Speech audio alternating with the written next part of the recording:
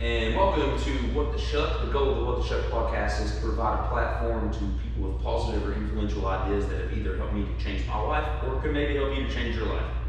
Throughout life, you're going to be throwing lots of tribulations, and it's going to be kind of hard to navigate at times. So while you're trying to achieve your biggest dreams or maybe reach your biggest goals, I would like to really help you out during these crazy times, because I know that times get tough, and I've gone through tough times.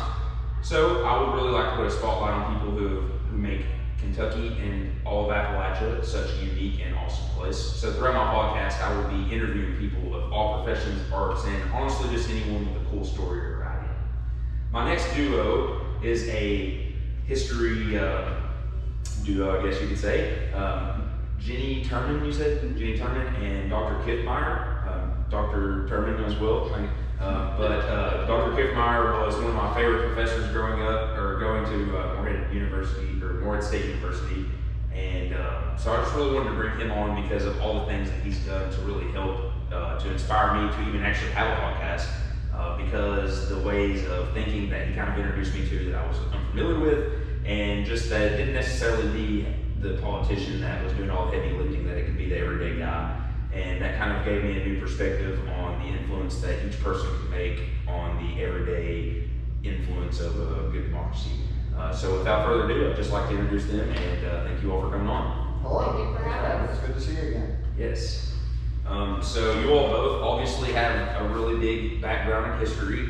And for me in particular, the one that was really that stood out to me was the American Revolution class that I had with you. And it was just really interesting because you really, for me, when I would read the history books from what was like in high school and stuff like that, it was just like Benjamin Franklin was doing this, and it was just like Alexander Hamilton, and just all these people and all these like forefathers and stuff like that. You would think that they were the main people that were making history, and they were the only people essentially that were making the influence. But and actually told me that Balin passed away today, and that was a really crazy book for me to read, because it was introducing things like templates and all these things to me that I wasn't aware about, that just everyday people were making an influence in the democracy that I wasn't aware of, and it was just really cool. So if you all want to kind of maybe talk about that a little bit. Bernard Balin died yesterday. He was 97 years old. So, and he wrote probably his most known work. He has a lot. The intellectual origins of the American Revolution. And what that was, it was a counter. Most people understood the American Revolution through the eyes of Charles Beard, who wrote, I think in the maybe 20s, 30s. He was active in the very early 20th century. And his major book was The Economic Interpretation of the Revolution. And he looked at how much those founding fathers had to gain economically through independence. Another one, it was Crane Brenton who asked the question, is it home rule, or who's going to rule at home? So it was more of the story of these elites and what they had to gain through independence from Great Britain. And it was Balin who really was the sort of the godfather, if you will, of where I'm coming from. The ideological school, where it really was about these ideas of when I say Republican, of course, as you know, it's the small R Republican. It's not the Republican Party. It's this Republican ideology, which has to do with equality before the law, representation, individual rights balanced by the desire and needs of the Commonwealth. Right. So.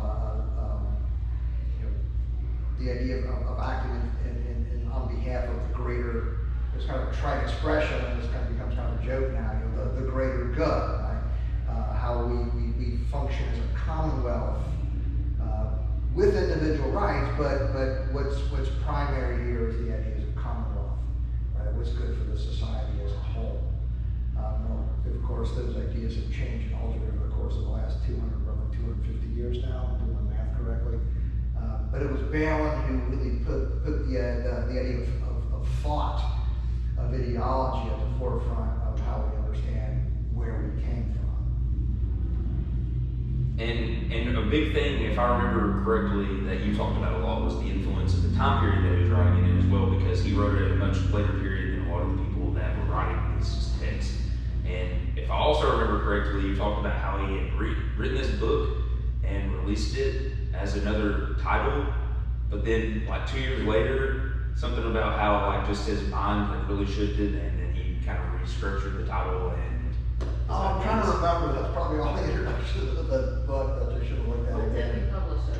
It actually came out, and it's interesting, and that's a really good point. When you read something like that, right? I mean, we're influenced by what we go through, how we see things. So, and what's come before, right? So, you know, the interpretation was economic through most of the first half of the 20th century. And I never really thought, it's a good question, I never thought about that question, maybe since then. But I want to say it was published in the late 60s, like 67, which would make, if you think about it, makes a lot of sense, you know, because what questions are we asking ourselves, in the 1870s, for example, the Reconstruction. You look at that ebb and flow, right? And I don't want to say that history repeats itself, because it doesn't. Because if it does repeat itself, then I don't have a job. Because it's just going to come back again. There's something we can do about it. And that's not really true. But if you can look for patterns to help, right? So there'd be commonalities that you need to look at. Not necessarily repetitions. So watch for commonalities, right? And these ideas of ideology and commonwealth. In the 60s, it's the civil rights movement, I think maybe I've said to you in class, I can't remember, the three most confusing words in the Constitution: we the people. Who are we? Right? And we think about who the people are, right? In the 60s, African Americans initially in the 50s, and then it grows to include Native Americans and Hispanics. Right? Black power is not the only power in the 60s. Red power, at least by the 70s, right? Red power and brown power. Brown power was basically Mexican Americans in California and Texas, the Southwest. But asking these questions on American ideology, and the ideas of Commonwealth, who's included and what does that mean? In the 60s, it's a pretty profound question, right? So Balin looking at these kind of ideas, the ideology of republicanism, the ideology of Commonwealth, the ideology of the United States, at that time is giving shape, as the civil rights movement gives shape to how he's thinking, right? So that's a pretty profound question when you think about it. And interestingly enough, while this was going on, was while the thing was going on with Kim Davis. So you were raising the question of us to say, we the people, like who is we the people? Like who is protected by this? Are we allowed to be in the government and to use our freedoms of religion, or is like that the wrong thing? And those were questions that I was like, I never asked myself these questions. These are crazy. And so that was such an interesting time to be going through, because you're in Morehead, with the center of the civil rights, the new civil rights movement. Yeah. How would you define that? The LG, I always get it wrong. LGBTQ. LGBTQ. Right. So that which is the latest phase of what begins, in the modern era, we'll say 1954 Brown v. Board.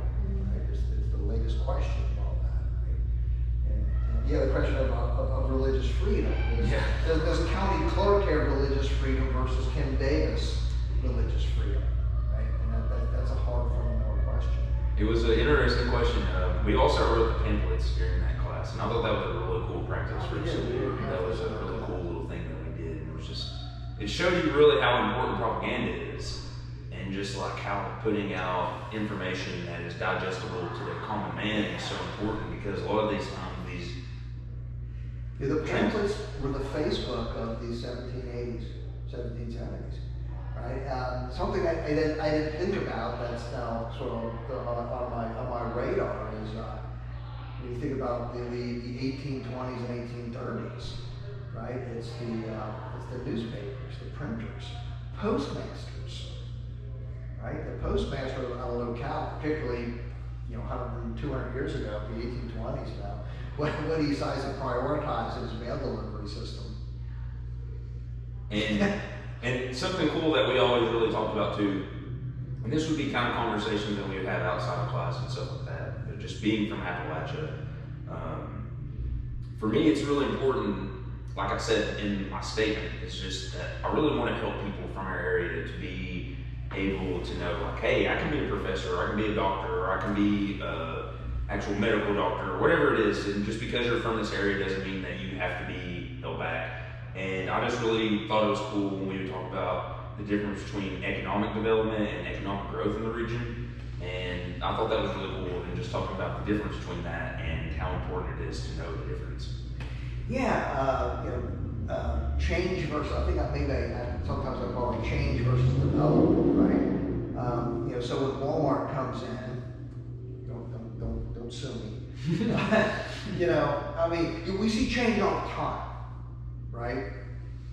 Change is ubiquitous and happens all the time, but that doesn't mean it leads to something better, right? And that's kind of one of the hard questions I think that this region needs to wrestle with is are we going to change or will we develop, right? And what form will that development take? So looking for change, that was one thing, but developing is something else, right? So we need to ask those hard questions about what we want here, how are we going to get it. Kentucky has recently been talking a lot about the tourism issue, right? And that can be a big thing for places like this. I'm always through Western Virginia, Western North Carolina, and whatnot, and I keep that money and thinking, why? When you get to the cool tourism towns, Asheville or Blowing Rock, North Carolina, like, well, why is that not here? Mm-hmm. I always ask myself that. Yeah, hard questions, right? That we could build ecotourism. What's going on in the gorge right now with I think it's a major corporation going to come in and build a resort, right? Which will bring a lot of change, right? But who tends to work in the resorts? Yeah. People make a minimum wage, no benefits, that type of thing, right? If it's Powell County or Wolfe County or Lee Countyans or Powell Countyans doing that could be a whole different scenario. But if we're going to just bring in, Marriott Resorts or something like that, and have all that, money go basically wherever, the resort headquarters corporation is, we're changing, right? And certain people, a limited number probably, will do fine, will do better, but again, go back to the ideas of Commonwealth, right? Is how well were that served? It's still kind of sticking around the 1%. Yeah. And I think something cool that I've just thought about myself is, I'm like, why does that county not go all in and get a loan or something and make that resort and make sure that the people of that city and that county are the only people that do get the benefits of it? It's not being selfish, it's really providing an economic opportunity for an area that needs it. We don't have a lot of jobs around here. People always ask, why'd you move to Lexington, Kentucky? And I'm like, because there's literally no jobs in this area. It's like, if you're not a teacher, or you're not in the hospital, or you're not like doing some sort of like craftsmanship, it's like there's not a lot around here. You kind of have to move to the city. Well, there's questions of, and this is particularly true. It's true here, particularly true in Southwest Virginia. Like Wise County, Virginia. How much is it? 20% of Wise County, Virginia supports, the county tax base. The tax base of Wise County, Virginia is 20% of the land. Some of that land down there was, I guess, it was bought probably somewhere around the turn of the 20th century. Used to say turn of the century. People knew that you meant, 1890 to 1900. Now you guys say the turn of the 20th century. So it's never been because it's never been on the market. It's never been reassessed. So it's taxed at 1810 land values, which significantly restricts your land base. In counties like Rowan, probably Powell, any county, and I love Danube National Forest, don't get me wrong, but that takes land out of circulation for tax revenue. Definitely. Right? So, Rowan County is still probably cheaper than than Jefferson County or Fayette County or Louisville, Lexington. But when you look at the surrounding counties, it's kind of, it's not overly oppressive, but it's more expensive to live in Round County as opposed to a county that's not, you know, part of the national forest. You know, so those type of issues start coming into play with what a county can do. Where's going to be the tax funds, right? Then if you look at Kentucky's population, who votes, you know, and where are those voters, right? The question of voting and what that means, and when you have your majority populations in Lexington, Louisville, and then that South Cincinnati, you know, coming to Newport, right? The geographic anomaly that is Appalachia, you know, say West Virginia, right? It's either it's the back door of West Virginia, right, and all the money's in the Piedmont Tidewater, or it's if you're going east to west, it's the front door of Kentucky, you know, but all the population's, you know, east of Mount Sterling, right? Because our state lines, you know, run east-west, and the Appalachians run north-south, right? You get these little sections of these states that are Appalachian, that population-wise are you know, distinct minorities, right? And that voting strength is sitting somewhere else. That political strength is sitting somewhere else. And then add to that add to that balance, you know, the absentee owner corporations like in Wise County, Virginia, where 80% of that county is Jefferson National Forest kind of is, how do I want to describe this? Jefferson National Forest is kind of like a fiction. It's meant to serve the industrial interests. Well, but when you look at the map, you know, you look at the outlines of Jefferson National Forest, and then, you know, here's the outline, right? But then within that outline is like private property. Jefferson National Forest is, you know, is a small fraction of what that map, you know, boundary is, right? Because it's all timber and mineral interests. So even the national forest down there is really of somewhat of a limited use. I would think. I don't know that much about how it's playing down there. This forest is run independently, but you know, Jefferson National Forest is kind of fiction. It seems to be. You know, so even developing a tourism economy, you know, for example, down there is that's one thing they're trying to do, but because so much was owned by, you know, outside interests. Yeah, the maps are almost like a checkerboard. Plot of, you know, private land, national forest. It's just nothing's pieced together to be able to support an outdoor recreation lifestyle. If you want to hike 7 miles, you can't. They got some really cool mountain bike trails in northern Virginia. You know, they're great trails, but they're so squeezed in. You're kind of constantly doing this. You know, every once in a while you get a good, you know, half-mile, quarter-mile. You can just fly. They're great trails, but they have to squeeze it into such a small place because the availability of land is so restricted. So, you know, where's Powell County going to come from tax revenue to build, you know, a Powell County owned resort when half of Powell County is controlled by, thank you, John Marshall. You know, sure, yeah. States can't tax the federal government, so they're removed from the tax base. And I was actually talking to my buddy the other day about Triplet Creek, and I was like, why has this place not been dragged and like made like a kayak like place all the way to like the lake essentially? And I'm like, Morehead is a cool little town, and he was like, well, he's like, all the private property that goes through, everyone would be suing the county, and it was just like, I was just like, that just seems so weird because it would be so beneficial to everybody that if I owned a piece of property and the state or city came to me and was like, hey, there's a way that our whole city is going to be able to benefit by us dragging this and making it an accessible ramp for kayakers and fishers and stuff like that. A bike trail from Morehead to K-Run Lake. Something like that, yes. Like you just follow Triplet Creek, it's basically flat. You're not like talking about, you know, a murderous bike route you got to dash. You know, zip out the K-Run Lake, you go swimming, you know, bike on back to Morehead, hit a bar on the way.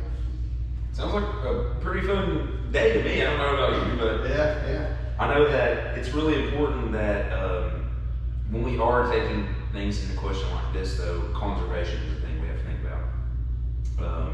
So with bringing in huge industrialization of an area potentially, does that worry you that we could lose the beauty of the area, or do you think that with bringing in the tourism that it potentially makes it more clean? Because something I really hate about Kentucky is driving me nuts, and also something I really want to stress on my podcast / like fishing channel that I'm trying to launch is conservation, and just like when you catch a huge bass or a big fish, you don't keep it.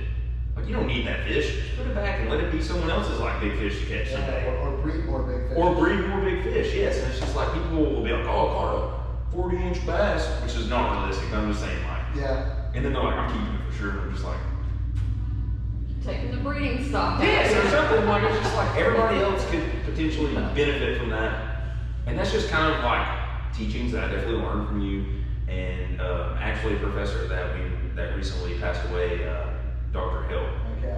Yeah, Mike Hill, you and him were literally like absolutely my biggest influences as educators. And just, you all made me ask questions to myself that, like, it's important to ask other people, but it was just like I was asking myself those same questions. And it was just like, wow, like I didn't even know to ever ask myself that question. It was just like, oh, I think I'm right, because it's in my head, so it must be right. And it's You're just right, like, you're right. maybe not, like, not really actually all.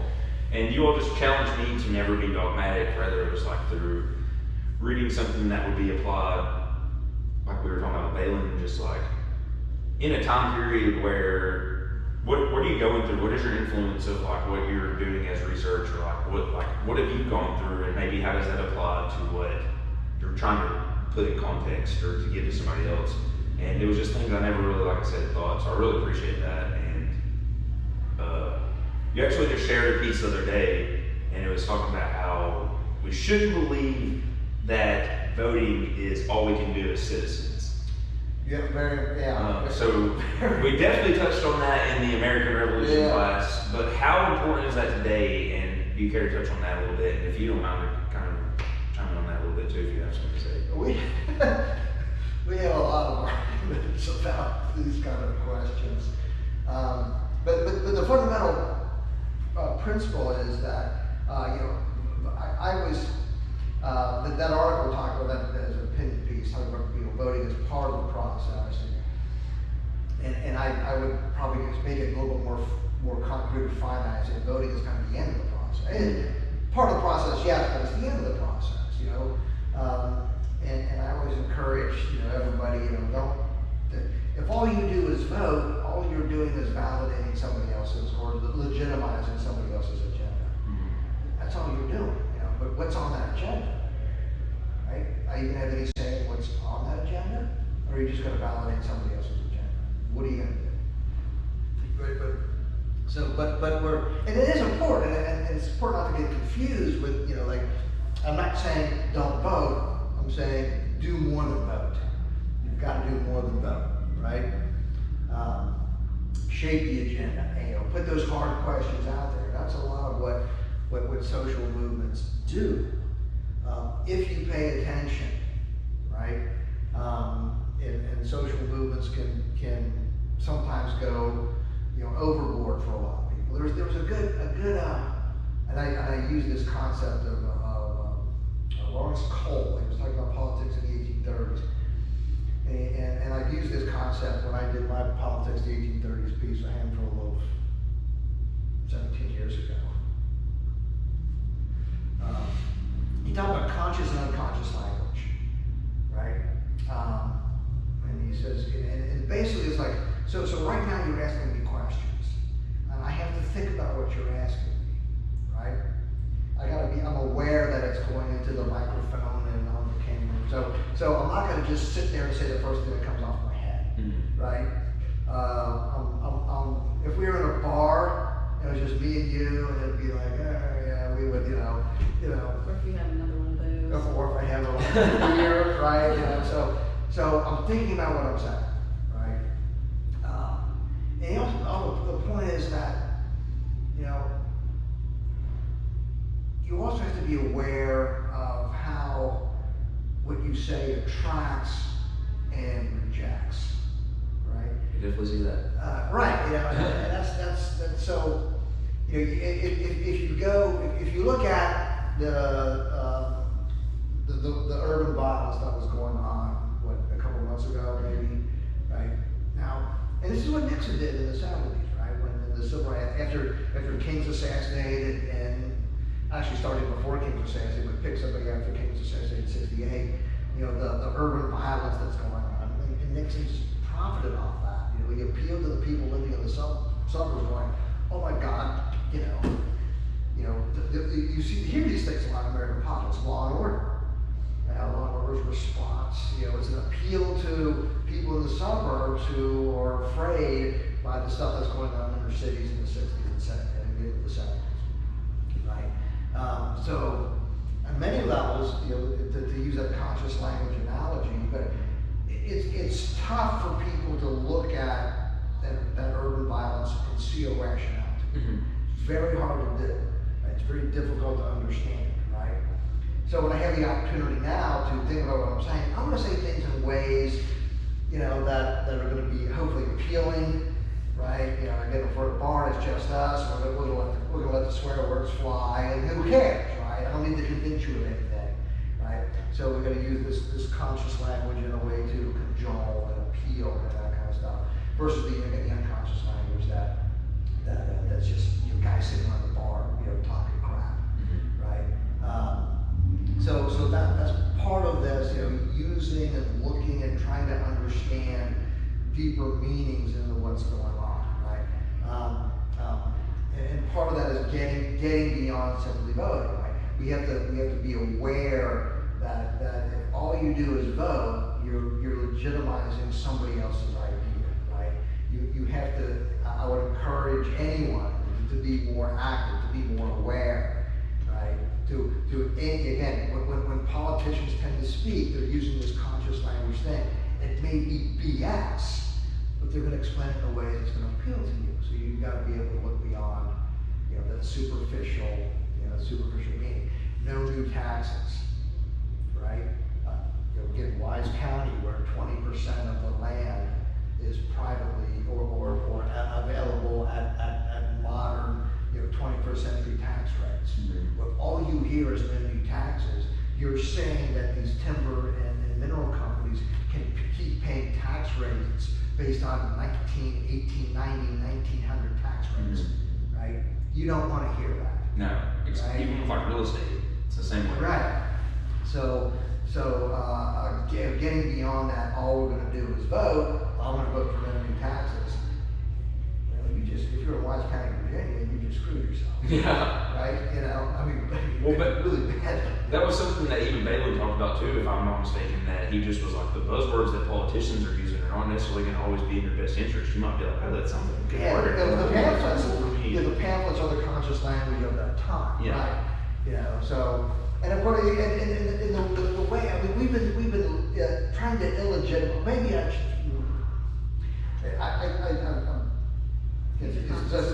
using my conscious language. 6 years ago, right? Like 2014. It was a while ago, yeah. It was a while ago, so I haven't looked at Balin probably since you were in class. But I think, tell me if I'm off, you remember this. Because again, when Washington and those guys get elected, right? For all the protestations that they were making and the pamphlets, all that kind of stuff against what Parliament was doing, when they get elected in 1789, they're like, okay, now sit down and shut up, right? Mm-hmm.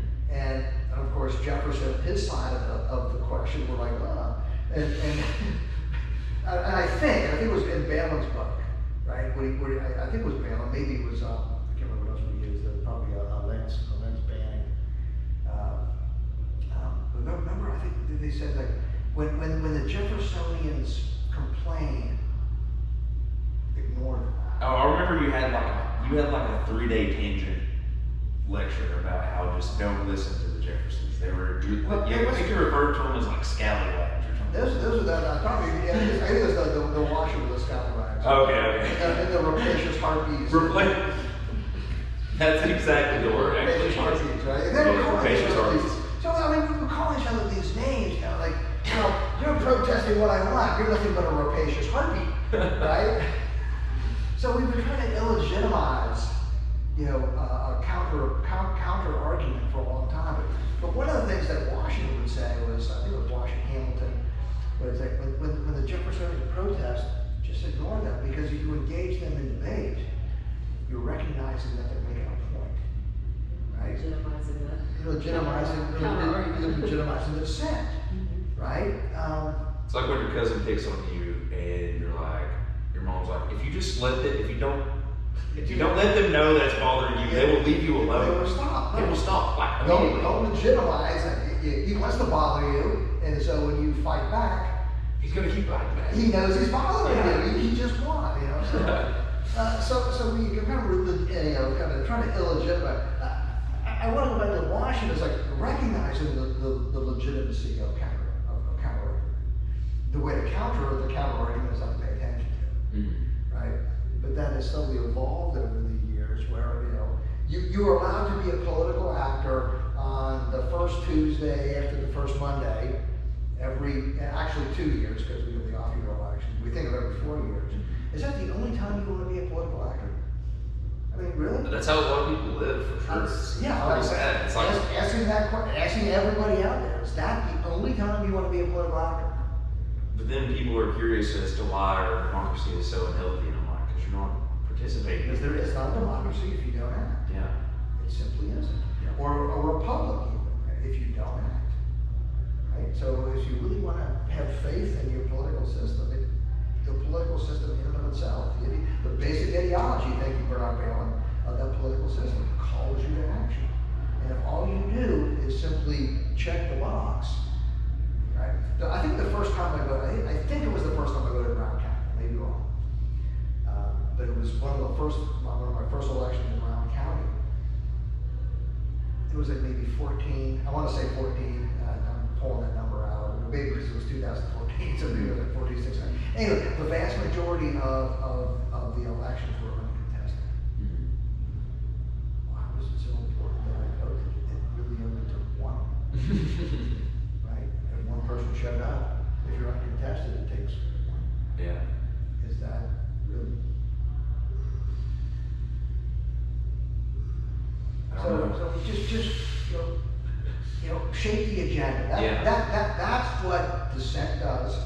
And I'm not advocating violence in any way, shape, or form. No. But that's what dissent does. I'm kind of convinced, all along the last 2 presidential elections, Bernie Sanders knew he was never going to win.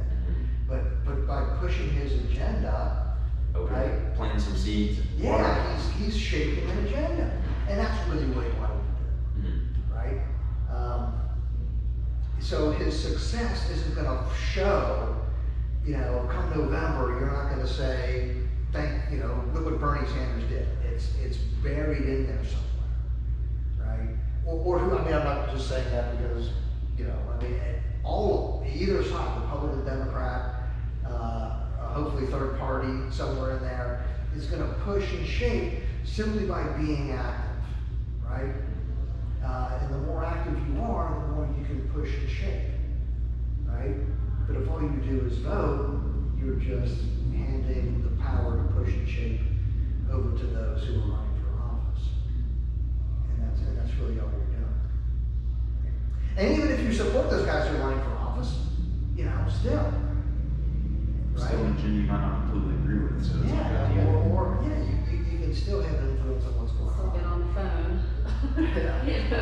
So, well, I think that's a really good way for us to close out, just how to be active and just the importance of us being not complacent and to actually be present in our democracy.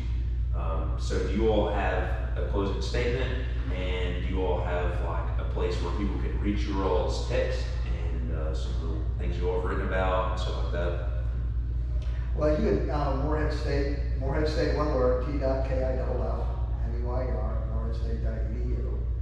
I try to watch with the COVID and the things. Everything's running on email now, which is both problematic. I mean, I look at email now more than ever, but the problem is everything's email, so getting lost in the shuffle is now more likely than ever as well. So I'm in the history department in Morehead. I'm always there. Been here for 24 years now. So reformers to radicals is I do a lot of stuff on the war on poverty. I'm fascinated about the early republic, but I write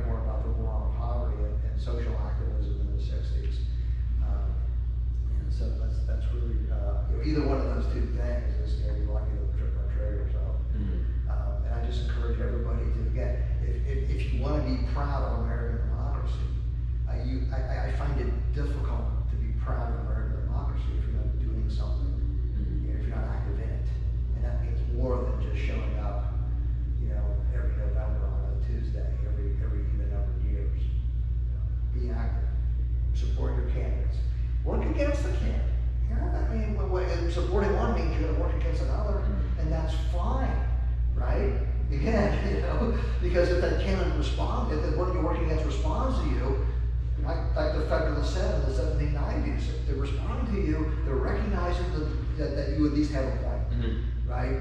So even working against, don't name call, that doesn't get us anywhere, right? So we've gone from Washington saying, just don't engage with them, to dismissing them out of hand, right? Be substantive, and be active. And it'll be a better democracy. That's always supposed to look. Dissent is inherent in democracy. It can't be a democracy without that dissent. Right? Without that debate, it has to happen. It has to. Do you have anything you would like to close out with? Sorry to put you on the spot. Yeah, no. I think maybe the only thing I'll add to that is, and sometimes maybe we do get a little bit disillusioned with the state of things, but recently seeing the Atlantic Coast Pipeline defeated will be a testament to that. That citizen activism was what ultimately ended that project that the vast majority of Virginians, West Virginians didn't want. Had protested for years, and it actually can happen, that you can set the agenda for your own health and well-being, and it can work. So Ultimately, that's the goal of my podcast, is to engage in ideas like this that make people want to have conversations like this, and people will hear this and go, whoa, I didn't know about any of that. So it's really important that we do maintain and keep up with what's going on in our system, because at the end of the day, I really do look at what's going on right now in America as where I was with my health when I had gym classes. It was just like, if I could really change my life to make it to where I am now, then we can do that here. But it's going to take work, and it's going to take dedication, and everyone's going to have to pitch in. But yeah, you can't expect the change you wish to see will not happen in your lifetime. Yeah, and you have to learn to accept that. Right? The goals that you want this country to reach are going to take generations, and unless we're not going to get immediate satisfaction. You're going to get kicked down 1,000 times before you make one step up, and that's the reality of it. So you just got to keep playing, keep fighting. That's right. Well, I appreciate you all so much. We are here at Saltstone Brewery. I had a Berliner Wise. What did you all have? What did we get? The Amber, I don't remember the official name of it. We got the Amber, it's good. The Berliner Wise is a sour style beer. The Amber beer, super malty. Love malty beers. Love the sour style beer. Both are awesome for this time of year. We're about to head into fall, so more of the brown ales and stuff like that are definitely coming out. Probably, sadly, about the end of summer sour season. But thank you all so much for having us, the Saltstone folks. But also thank you all for coming on. Thank you. Like we said, it's just so important to be active in this democracy. So these conversations that we're having they're really important. So I just thank you all so much for coming on the What the Shuck podcast. If you're listening to this on the audio version, it's going to be on Apple Podcasts. It's also on YouTube, and then also the video version will be on Facebook and also on YouTube as well. But thank you all so much. Have a great night, and live the dream. Refill.